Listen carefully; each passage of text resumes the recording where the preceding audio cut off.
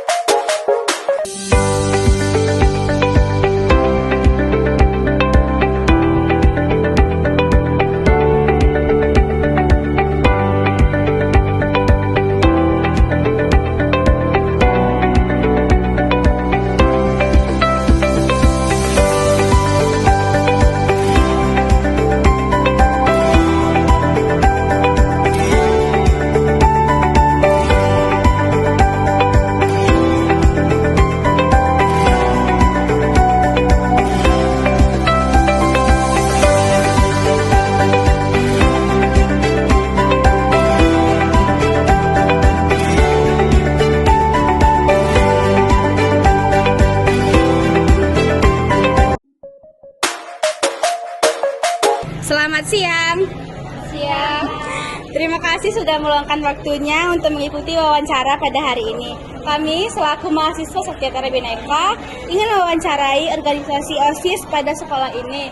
Pertama-tama, bolehkah kalian memperkenalkan diri? Boleh, Kak? Saya Ica Aulia Safira, selaku sekretaris OSIS di SMK Swasta Nur Ajiji Tanjung Merawa. Perkenalkan, nama saya Nasya Khairunisa sebagai anggota OSIS. Perkenalkan, nama saya Sumiati sebagai anggota OSIS. Dan saya Asyul Nasution sebagai anggota OSIS. Baiklah, kedatangan kami di sini ingin mempertanyakan dan mewawancarai tentang visi dan misi OSIS pada sekolah ini. Bisa nggak dijelaskan terlebih dahulu apa sih visi dan misi OSIS di sekolah ini? Nah, jadi visi OSIS di sekolah ini itu untuk mewujudkan peserta didik yang berkarakter, berpartisipasi, disiplin, dan aktif dalam kegiatan sekolah. Sedangkan misinya untuk meningkatkan partisipasi siswa dalam kegiatan positif seperti kelas meeting, terus pentas seni, dan kegiatan lainnya. untuk menumbuhkan sikap kepemimpinan dan tanggung jawab, serta menjadi wadah aspirasi seorang siswa agar terciptanya lingkungan sekolah yang lebih kondusif. Oke Kak, mau nanya ini. Kayak mana struktur organisasi tempat ini? Nah, struktur organisasi saat ini itu berjalan dengan baik sesuai dengan pembagian tugas masing-masing seperti ketua OSIS-nya, wakil ketuanya, sekretaris, bendahara, dan seksi-seksi di bidang lainnya. Dan terdapat beberapa penyesuaian juga, Kak. Dari tahun sebelumnya yang dimana setiap pergantian pengurus dan penyempurnaan tugas agar kinerja OSIS itu menjadi lebih efektif lagi. Ada nggak sih Kak tantangan untuk menjalankan organisasi OSIS ini? Ada Kak? Dalam menjadi pemimpin gitu? Ada tantangannya itu untuk menyatukan berbagai karakter dari seorang siswa dan mendapatkan anggota OSIS yang serta membagi waktu antara kegiatan OSIS dan akademiknya. Namun, biasanya hal itu dapat diatasi dengan komunikasi yang baik dan kerjasama yang jauh lebih baik.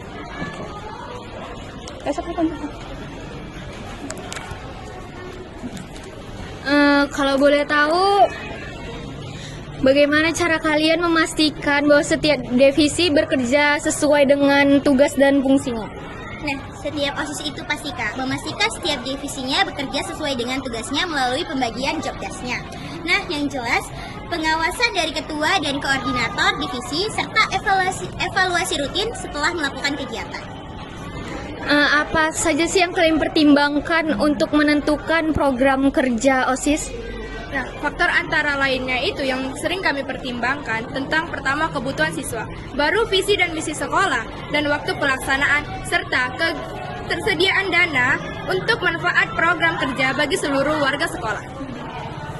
Selanjutnya, nah, gimana nih cara kalian membagi tugas kepada anggota OSIS jika ada kegiatan?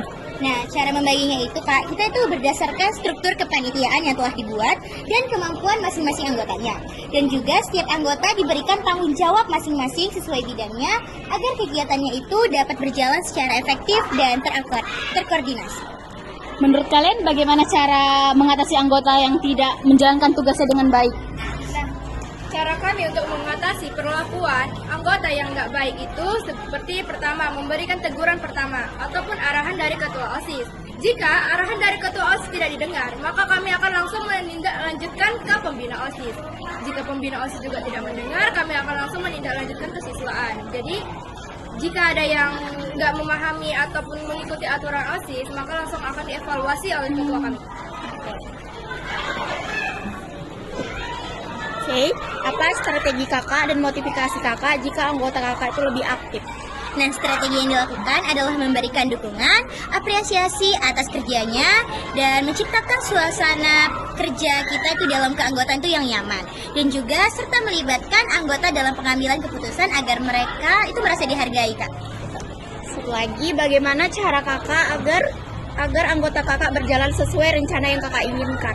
Nah, itu rencananya kami akan selalu mengadakan rapat rutin, baru melakukan komunikasi yang insentif, baru membuat laporan setiap divisi, dan evaluasi setelah melakukan kegiatan di sekolah. Terima kasih.